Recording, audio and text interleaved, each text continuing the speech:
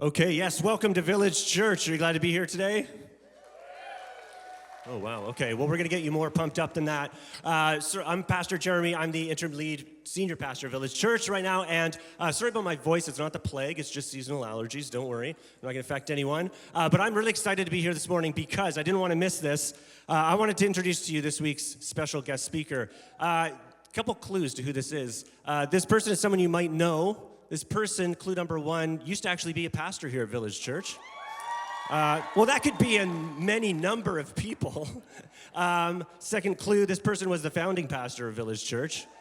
So that probably gave it away. This person, number three, likes to golf. So there you go. You know who this is. Help me welcome all the way from Bayside Church in Sacramento for the first time back on Village Church stage, Pastor Mark Clark.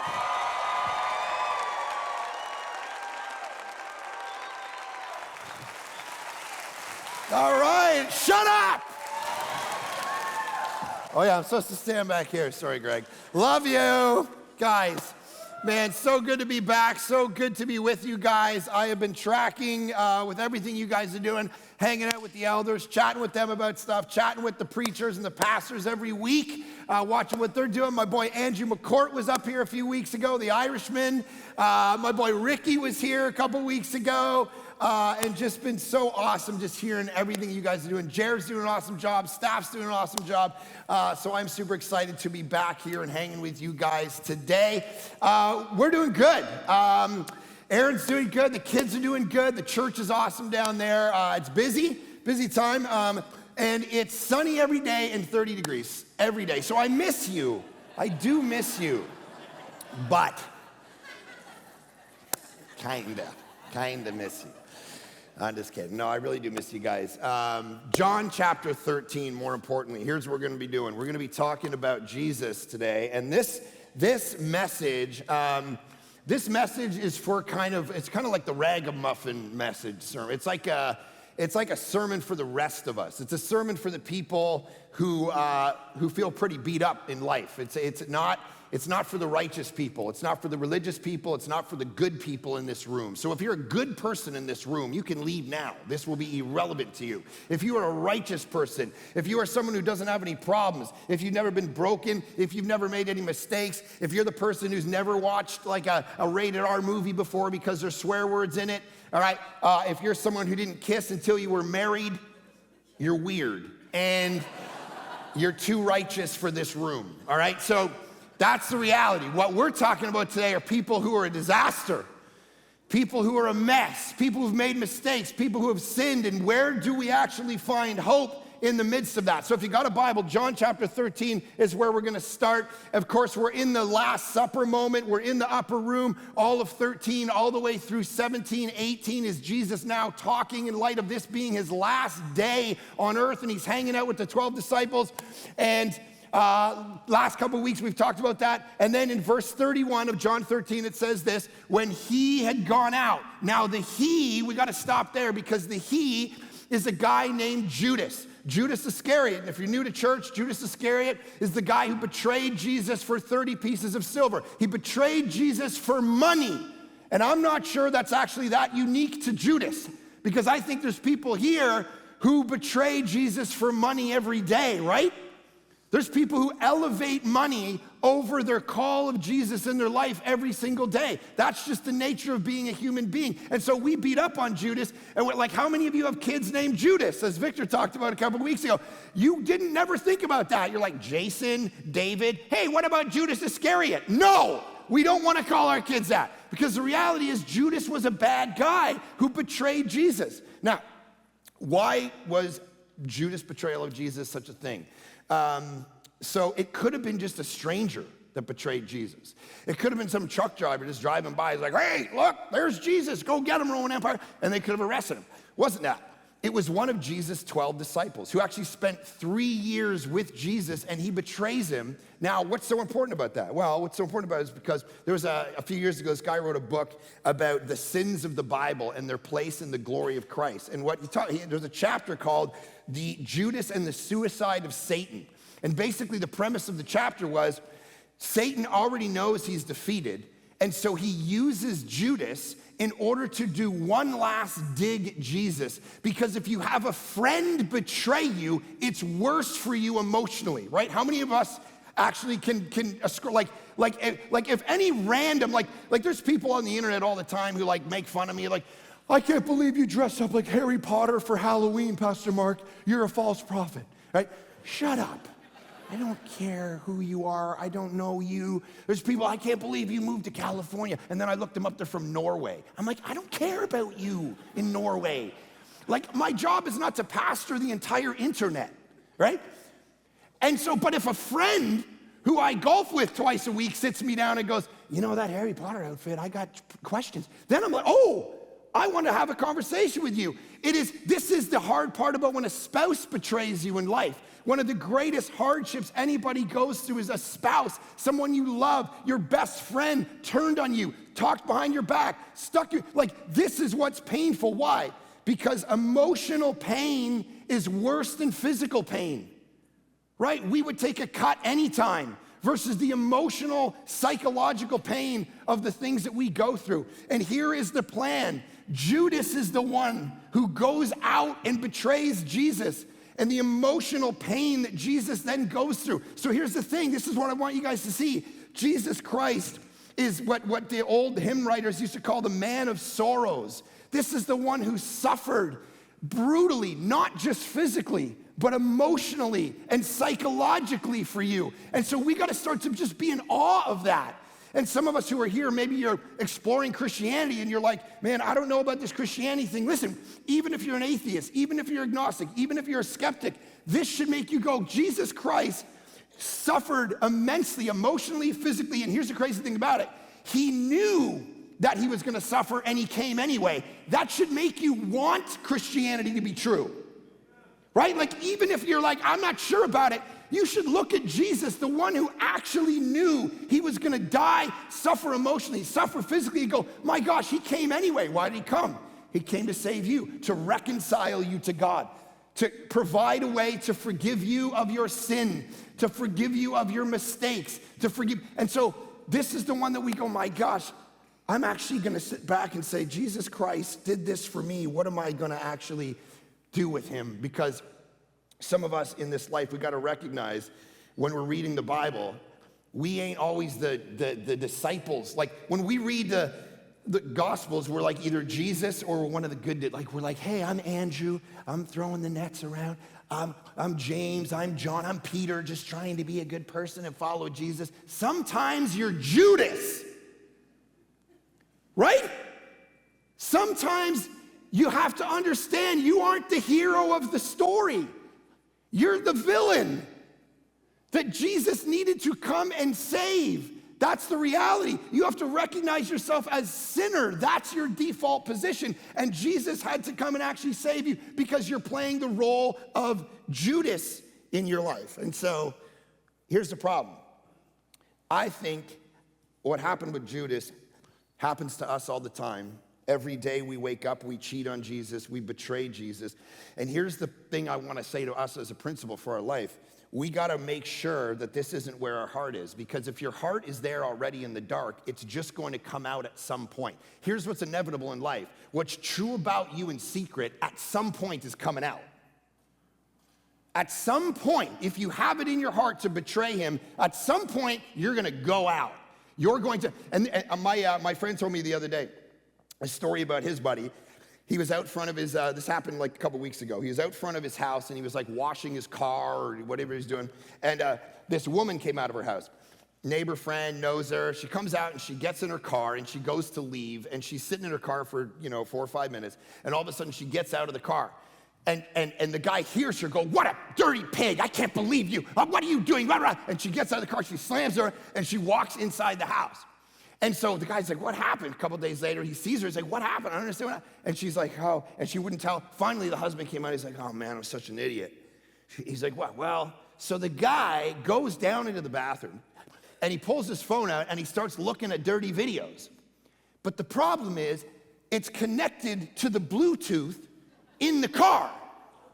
So he's watching dirty videos, and they're making the noise that they make. All right, I won't do it for you, but, all right? and that's filling the car, and the wife's sitting in the car. And so she just goes in and just reams the guy. He's like, I don't know. Thought it was Dora. Right? He's just trying to come up with excuses. Because here's the reality, guys. Who you are in the dark will come out. It will happen. And so where's the fight? The fight ain't here in these rooms, across the campuses, trying to look good and look religious and look righteous and raise your hands and carry a Bible. That's not the fight. The fight is when you're by yourself. It's discipleship in the dark. It's my buddy's parents. I'm standing at my buddy's house, 75 years old, been married 50 years. Every night at like 9 or 10 o'clock, he goes by their little window and they're reading the Bible and praying together. That's the fight. That's the difficult place. And that will actually come out over time in life. And so the challenge is, guys, to not be Judases. We just skip over Judas as if he's got nothing for us. Don't be a Judas. Don't be someone who, because we're so obsessed about not offending our neighbors and our family and our friends and people on the internet, we forgot that we're offending God sometimes and we don't care. And so, how do you not be a Judas? Man, the longer I do pastoral ministry in the places that I do it, I realize there are only really one kind of people, if they're honest with themselves, and it's people who are Judases who've made mistakes and difficulties, and they need grace. And here's what I'm here to tell you. If you have fumbled the ball and walked out on Jesus, there is grace for you the minute you turn back to him. He doesn't even delay. And some of you are like, yeah, but could I ever be forgiven? Listen, you guys, you fumble the ball, the mistakes you make. Do you know how many? Okay, so I moved down to California a couple months ago. I'm at a new church. I don't know what I'm doing in America. I got to learn a new language called American. I don't even know what they're talking about half the time. They say y'all every 30 seconds. I don't know what they're doing half the time. You know how many mistakes I got up and preached my first sermon and made fun of them the whole time. I'm just like, you Americans, you don't even. So they have this thing in America. This won't go on the internet, right? Okay, good. So here's the thing about America. So they only have 2 garbage cans. They got garbage, and then they got organics. And they think, I'm like, where's all the recycling? They're like, well, just put it in the garbage. I'm like, but this is a can. And they're like, yeah, but it just goes in the garbage. And then someone sorts it.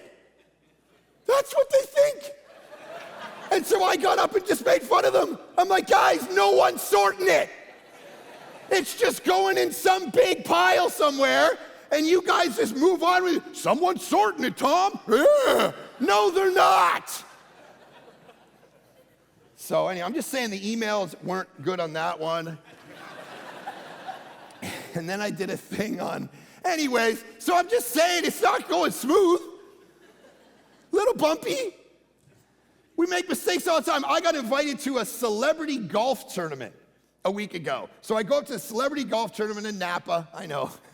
And I'm like hanging out with these celebrities, but it's not like A-listers, it's like C-D-listers. Like I had dinner with like the lady who was on a sitcom in the 90s. And so I'm like hanging with her, and we're having dinner, we're joking around, and I'm like, hey, so have you done anything since? And she's like, no. I'm like, oh, how do you make money then? And she just like stood up and just walked away. I'm like, what?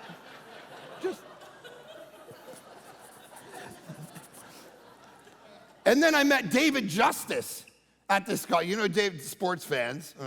David Justice was this big baseball player in the 90s, Atlanta Braves. And the Atlanta Braves, of course, played the Toronto Blue Jays, and I was 12, 13 years old when they won the World Series against them. I'm like, David Justice, we got this photo together, nicest guy on the planet. I'm like, bro, you guys played the Blue Jays when I was a kid. I am just so glad you were not a better baseball player because we won. And he's like, what the? Just walked away from me. I'm like, what? Like, we fumble. We make mistakes. My wife, sweetest person on the planet, always wants everybody to feel good about themselves, feel comfortable in life. So she talks too much, and she gets herself into trouble.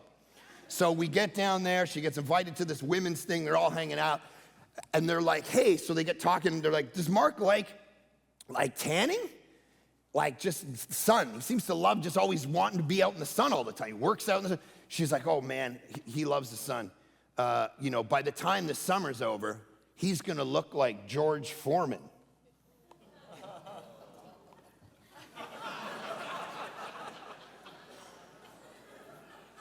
This is in America, all right?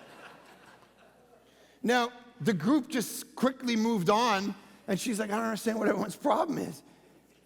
And in her brain, what she meant was George Hamilton, right?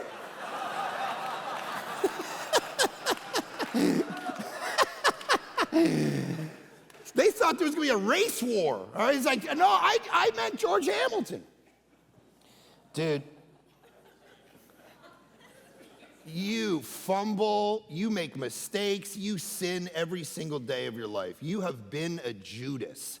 And the reality is, God uses Judas's, and this is the grace thing that we never see of Judas's life. If he had turned, man, if he had repented, then God could have used him. But he never does. And here's the thing, God takes the messed up people of the world and does something with them, right? I met a couple in the Keg the other night. We went there and having dinner. I walked in the door, this guy walks right up to me. He just says, I just want to meet you and thank you. God used you to change my life. And he said, 2 years ago, I was an addict. I was an alcoholic. And I was dating this girl, and she brought me to the church.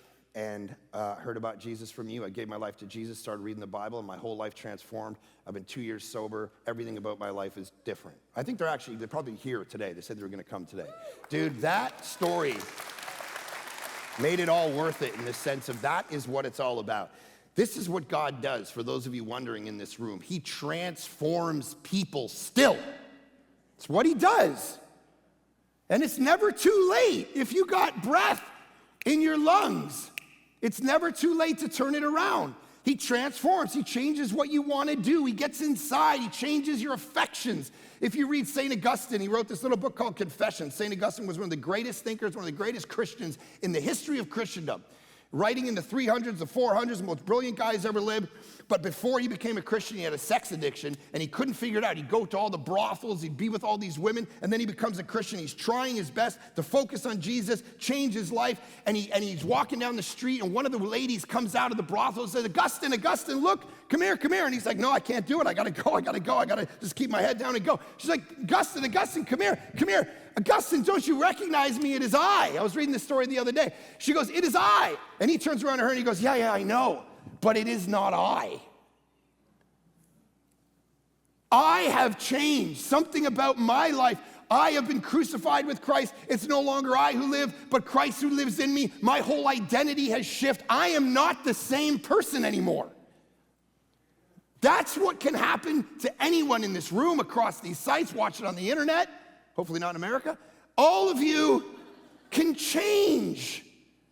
You just need to start. Like today is the first day you can turn it around. That's the hope I kept getting as I read this passage. And for those of you going, I don't know. Here's how big the grace of God is. There's this pastor that I know, pastored years in Toronto, pastored for 10 or 15 years. Loved Jesus, loved the Bible, Bible studies, theology, seminary, leading, serving, preaching, great guy. A few years ago, started drinking a little too much, going through anxiety, going through difficulty. 2 weeks ago, drank himself to death. Now, some of us might go, okay, well, guess he's in hell. That's because you don't understand the grace of God, man. No, he's imperfect in this life, but completely healed and whole and perfect in the next life. That's the grace of Jesus. You can't out-sin him.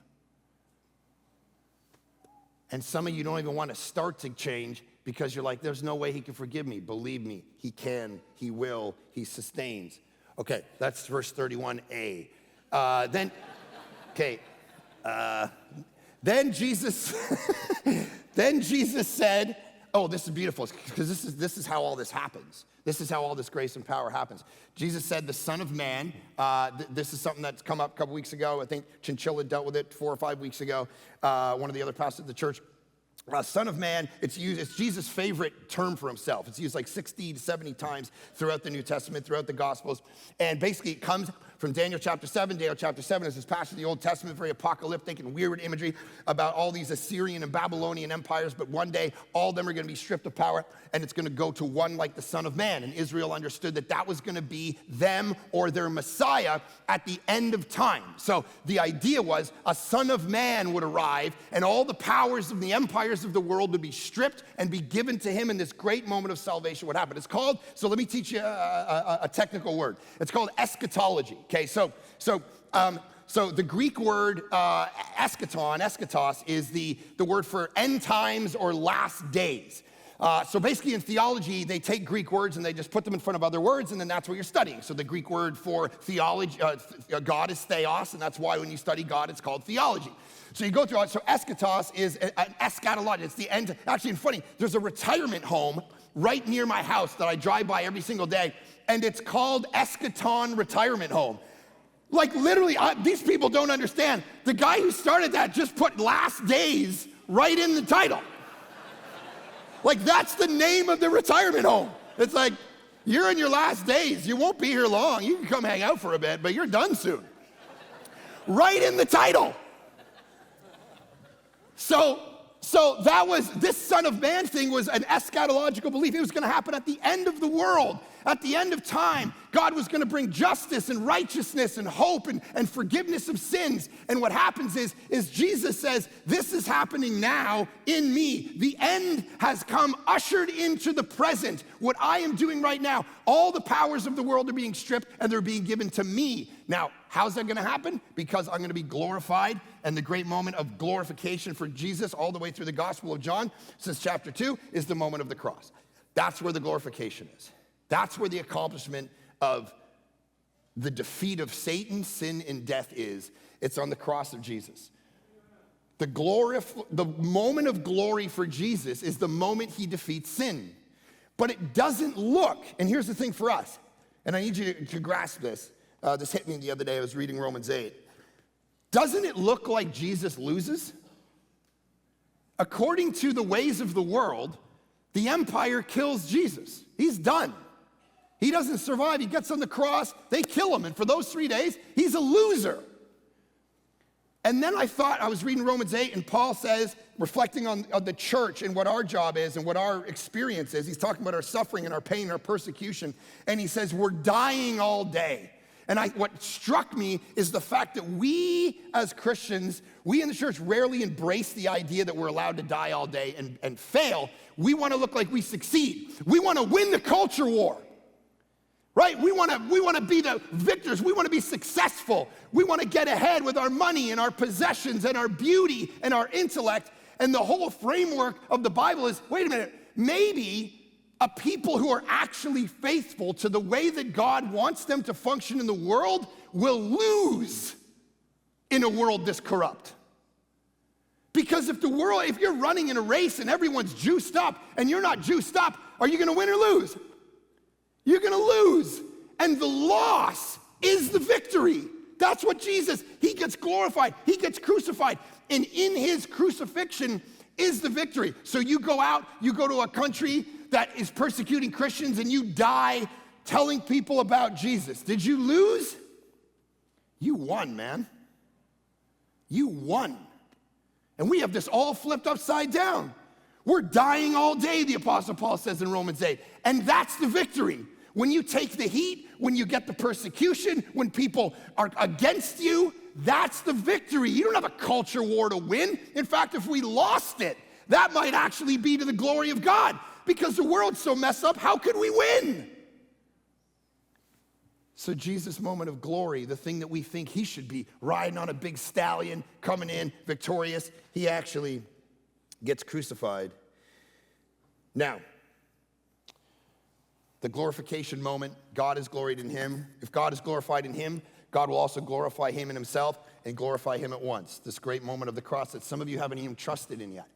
Some of you have not given your life to Jesus. In fact, you're so busy crucifying yourself every single day that you haven't let it go to him yet. I want to free you from that. You're so busy punishing yourself over mistakes you've made, sins that you've done. You're crucifying. Listen, that's the reason he got crucified for you guys, so that you don't have to crucify yourself. There is now no condemnation for those who are in Christ Jesus. I say this to my kids almost every day. Right? They come, Daddy, I'm sorry, I forgot to feed the dog. Idiot. And now there's no condemnation for those who are in Christ Jesus. Okay, verse 33 says this, little children. I love this. I love this because this is where the humility comes in. This is where it's all about how can you ever get into the kingdom? The only way into the kingdom is by becoming a little child. You ever seen one? They're dumb as a stump. And they have... This is what it means. All the pride, all the arrogance, all the money, all the possessions, all the success, all the beauty, all the intellect doesn't get you into the kingdom at all. It doesn't even matter in the end. It burns. You think kids sit around and when you talk to a little kid, what do? They talk, what do you want to do, little kid? I want to be an astronaut. I don't think that pays well. I want to be a policeman. I want to be a farmer. They don't go, I wonder what my retirement's going to be. I wonder how much money I'm going to make. I wonder what the salary is on a teacher. Maybe I should go into something else. That's not how they think, man. They dream. Their identity is like, and this is the kind of humility every single one of us needs in order to get into the kingdom. You got to become a child, which means you got to become weak. That's hard. Charles Spurgeon, one of my favorite preachers in the 1800s, he said this, God doesn't need your strength. He has all of that in himself. He needs your weakness. He has none of that. Come on. He has no weakness. But he uses people who recognize their weakness. So to get into the kingdom and to be successful in the eyes of the kingdom, you don't have to be successful. And you don't have to be beautiful. And you don't have to be cool. And you don't have to be smart. You just have to be humble, like a kid. And humble's a hard thing because we think we can get, like moving down there and being so, I moved down there and everyone's like, oh my, you're going down there, come to one of the bosses at the church. I know what you're going to do. You're going to make some big decisions. You're going to strategize early. You're going to show people who's boss, maybe fire someone, do a budget, get up there. Oh, yeah, there's power, yeah, leadership. That's how we think because we're dumb. You know what the most powerful thing I've done there is? They had a gala for kids with special needs. And I showed up in a suit and danced the whole night away with all these girls, special needs girls. And I guess someone took their phone out and filmed me. Unfortunately, it was a lot of white man overbite.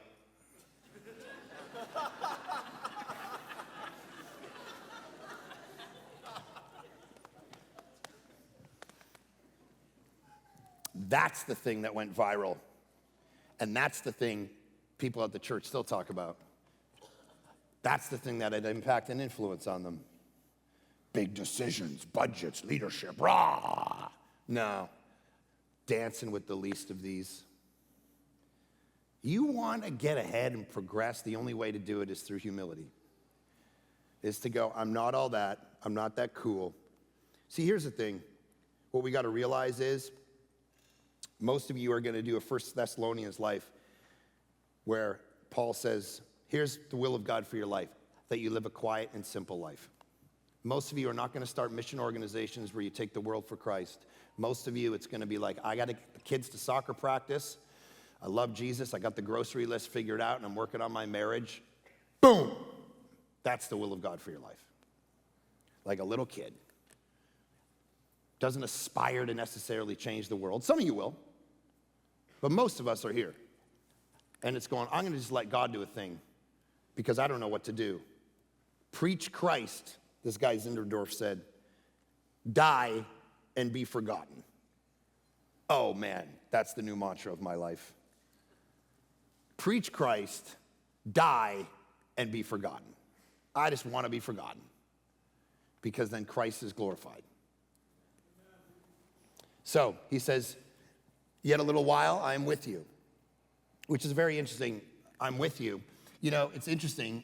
Don't we, I was reading Thomas Goodwin the other day, who's this Puritan theologian. He pointed something very profound out. He said, we oftentimes romanticize the concept of living at the time of Jesus because we think it'd be easier. Like if we could see Jesus, if we could hear his voice, if we could be around him when he's like turning the fish, and then we would be a follower. But it's so much harder now because we can't see him, we can't touch him, we can't, you know. And so, but Thomas Goodwin said, no, that's actually not the theology of the New Testament at all. You see, Jesus was this local person who was around for 33 years, but then he even says in the Gospel of John, I am leaving, and it's good for you that I leave, because when I leave, there's going to come what? The Spirit of God, the Comforter, the Counselor is going to actually come, which means this. We don't just have Jesus outside of us. In the Spirit, you get Christ in you, which means we're in a better state than the people who lived at the time of Jesus. What? That blew my mind. Because now it's not Christ external, it's Christ internal. You have the Spirit of God in your life if you've trusted in Jesus. And so he says, I'm with you now. But I got to get out of here. So the Holy Spirit that has power and security to change your life will actually come upon your life. We're in a better state than the people living at the time of Jesus. And so he says, you will seek me. And just as I said to the Jews, so now I'll say to you, where I am going, you cannot come. Because he's going to the cross and then he's going to heaven. And then he says this, a new commandment I give to you. So if you're a Jew, this is the most offensive thing on the planet. Because your whole life is you have the what? How many commandments? 10. I'm not going to ask you to say them. Perfect. Don't know what that means. So a new commandment. So here's you got 10 commandments. They're thinking Moses gives us 10 commandments. This is our whole life, the Torah. We're going to live our life. We're going to do this. We're going to do this. And then Jesus comes along and goes, I got a new one. Well, who are you to give a new one? I'll tell you who I am. I'm not Moses. I'm God. I'm the one who gave you all the original 10, and I got a new one for you. And that's why some of you here, maybe you belong to a cult, or maybe you're just of another religion, or maybe you're agnostic or atheist, and you're wondering, what is Christianity about? Here's what it claims. Jesus Christ is God, and he has the authority to give a new commandment, to show up and say, I've been God for all of eternity, and now I've come in a human person to give you a new commandment. I'm speaking with authority. And what's the commandment he gives? Oh man, this is where everything gets really tough. That you love one another. Oh my goodness. See, here's the problem with this one. Because we think that what does he say? Just as I have loved you, you're also to love one another. And then what's the result of this? By this, all people will know that you're my disciples. Wait a minute. We think the world is going to know we're Jesus' disciples by being right about stuff. Right? I mean, that's what we post about on our social media. I know how to change the world. I will convince them that my ideas about vaccines are right. That's been you for the last 2.5 years. I got some data. And so what happens? Let's tell everybody the truth. And if I tell everybody the truth, that's going to convince them. And so we've just come up with stuff. Instead of loving one another, and by the way, the one another isn't the world, it's actually the church. Imagine Christians actually loved each other. What? Come on. Stop it. It's silly. Christians are the worst. We just come up with stuff. We're just making up ways to divide. And so, you're not vaccinated? Oh my goodness, you're a second-class citizen. You're gonna make everybody sick. I can't believe it. Can't believe it. You're making everybody sick. Can't believe it. Gotta get vaccinated. Wait, you are vaccinated? Don't shed on my kid. My kid's their uterus is gonna shrivel up if you come near my kid. What? Equal opportunity offense? You're just coming up with stuff. I was supposed to come back at the end of July. I'm not sure I am. So we're coming out. Now that's the modern version. That's just like the recent version where we've struggled to love one another because we thought if we could get the right information, if I could get the right information, then the world will know me. No, it's by loving each other. Not by having right doctrine, not by having right politics, not by having the right science, by love. That's what's hard about this. And that's just the modern version. There's been other, if you've lived long enough, you've seen this in the church before. 20 years ago, oh, you speak in tongues? Oh my gosh, you speak in tongues. Wow. So you're a second-class citizen, because tongues, that's just weird stuff right there. Those things died with the early disciples, man. There's no tongues anymore. You don't speak in tongues? You're not even a Christian. Can't believe it. Second-class citizen over there. Oh, don't you preach the Bible? No, we preach the Bible. Guys, we're just coming up. We come up with so many lists throughout time. And Jesus goes, my gosh, guys, when did you start thinking that knowing the right stuff was actually the way that the world would actually know that you're my disciples? It's not the way, man. It's by loving one another, and that's the hard stuff. So over the last 2 months of my life, Bayside has loved me well. We moved down there. I got 3 daughters. We go down there. It's a new world. I don't know what's down there. I don't know where the butcher is. I don't know where the barber is. We come into this house. We don't know what to do. People came in. Droves of people, let me help you with this, let me put that away, let me paint that, let me fix that, that's action. This is what Jesus taught. Action, guys, not words. Anybody who knows who's been married for any length of time, you'll know that the whole love language thing, it's great. Aaron's love language used to be quality time and physical touch. Oh, we gotta hang, oh, I'm gonna love you. Buddy, we've been together 20 years now. It's only words, it's not words of affirmation anymore. Words are cheap. Her quote. It's only acts of service. Live it out, bro. You live off your words. Words mean nothing. Act like you love me. So act like you love one another. Don't say it, love you. Act it. Serve with your time and your money and your energy. Love one another, and then the world will go, holy smokes, I want to be a part of this. I've told you guys, if you've been around Village before, a bunch of years ago when I was finishing college. So I'd gone through high school, and mostly what I'd done in the early years of high school was just smoke a lot of dope and hang out in the garage and try to figure the universe out. And then I became a Christian, and then I went back to tell those people about Jesus. So I was sitting in the same garage telling them about Jesus. High, because we'd hotboxed the garage, but I was now a Christian missionary, so it was okay. So we're talking about Jesus, we're exploring all these things, and but in my second half of high school, I actually got right with the Lord and tried to figure my life out, and I didn't know what I was going to do with my life.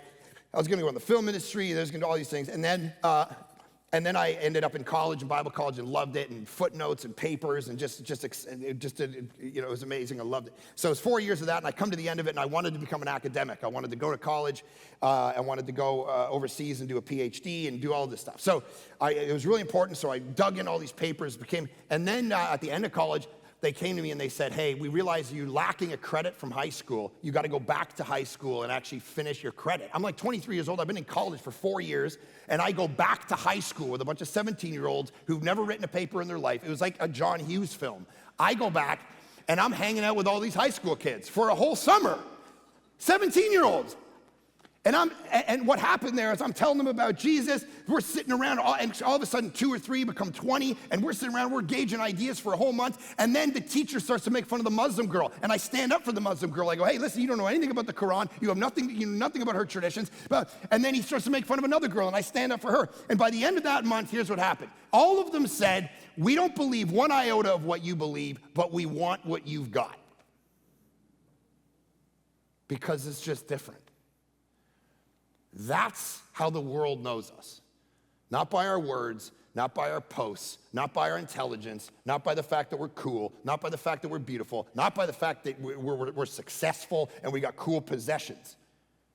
Because in those moments, we elevate gift above giver. Your job is to show people how good the giver is. How good is the giver, guys?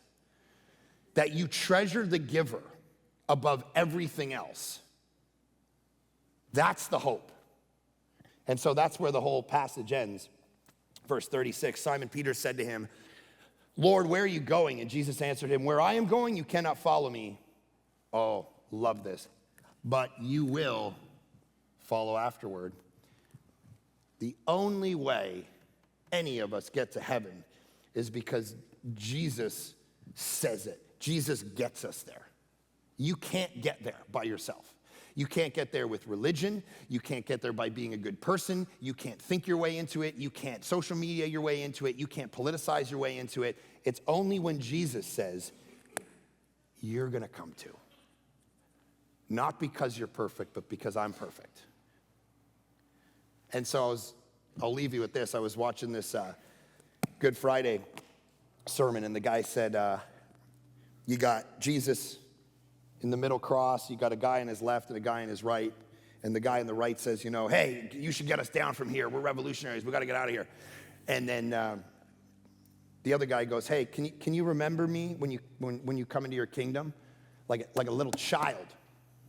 He says it. Can you remember me when you come into your kingdom? I got nothing. I have nothing am I going to cling on to.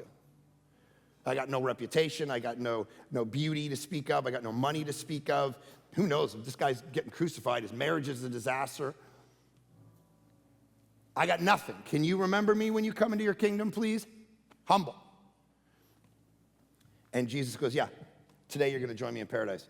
And then he dies a few hours later, and he gets to the pearly gates, and the guy says, how did you get here? And the guy goes, I don't know. The guy on the middle cross told me I could come. That's it, man. So, Father, I do pray that every single person across all these sites going through this text begins to realize that it's only when Jesus says we can come that we get in at all. It's only when Jesus says it that we can transform our life, that we have any power, that we got to stop trusting in ourselves and trusting in religion and trusting in ideology and trusting on being cool and trusting in money and trusting in possessions and trusting in being successful, because all those things are just on this side of the veil. There's the deeper question about the spiritual life of every single one of us, from the youngest to the oldest, that needs to be answered by the person and the work of Jesus alone. And that work would be done, that people across these rooms would even give their life to you right now and be in awe and not only put their faith in you, but treasure you above everything. And that those of us who already know you would walk until the last day, that we would get to the end and then we'd follow you to the place you went, and are right now interceding on our behalf in front of the Father and ready to hand your righteousness over to us in spite of the fact, in light of the fact, that we don't have any of ourselves. Do those miracles. In Jesus' great name we pray. Amen.